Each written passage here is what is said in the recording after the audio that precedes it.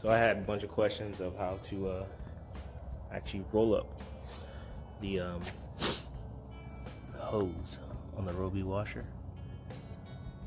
So this is what I came up with. I have the quick connects on my system, so I just turn the water off.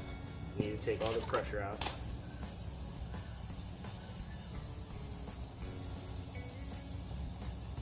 That's going to take a while, so I'll just turn off. I got a quick on and off switch here. Quick disconnect. I'll link these below. This whole set, it's awesome. It came with the ones for the gun fitting, for the quick connect out of here, and one for the inlet hose, and one for on the spigot. I don't use one on the spigot because I don't really take the one off. This is just one of the self-collapsing hoses. I didn't think it would work because I thought it would need more water pressure, but it works fine with this pressure washer.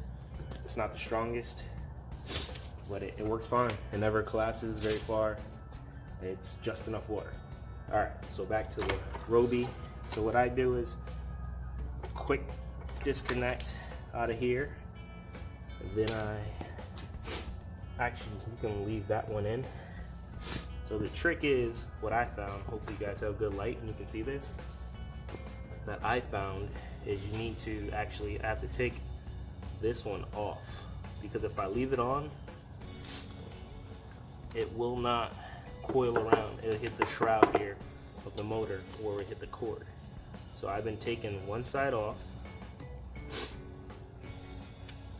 Quick to disconnect. I guess you can take the water out too. And I just had a little twist tie here I put here so I don't lose it. Just twist this guy on so that it'll never come loose. And then you need to put this ending as close as you can onto that front clamp. Sorry about the bad lighting.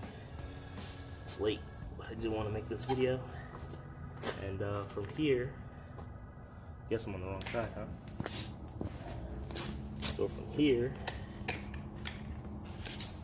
this just coils.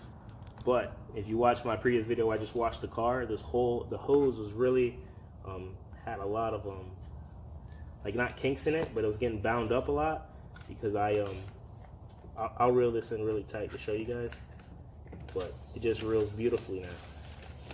I just hold it, but I'm not gonna put it very tight because I think it like kind of made the hose too coily when I uncoiled it. It was kind of a pain to wash the car. Sorry about that. So we're just trying to hold it, reel it in, and then how that bounds up there. Make sure this does not come loose because this will start spinning. I take my other quick disconnect off. This one here. Take that all out. Spin. Spin. And all the water's coming out. Good. You want it to. Doesn't leak all over the garage. Twist. Twist. Bada boom. That's it. Take it out of this clamp. Now put this side in the clamp. Pretty tight. Is that the right one? Yeah.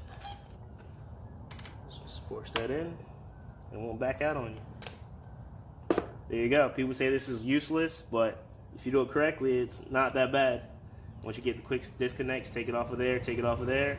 It stores up beautifully in my garage. I hope this helped, guys.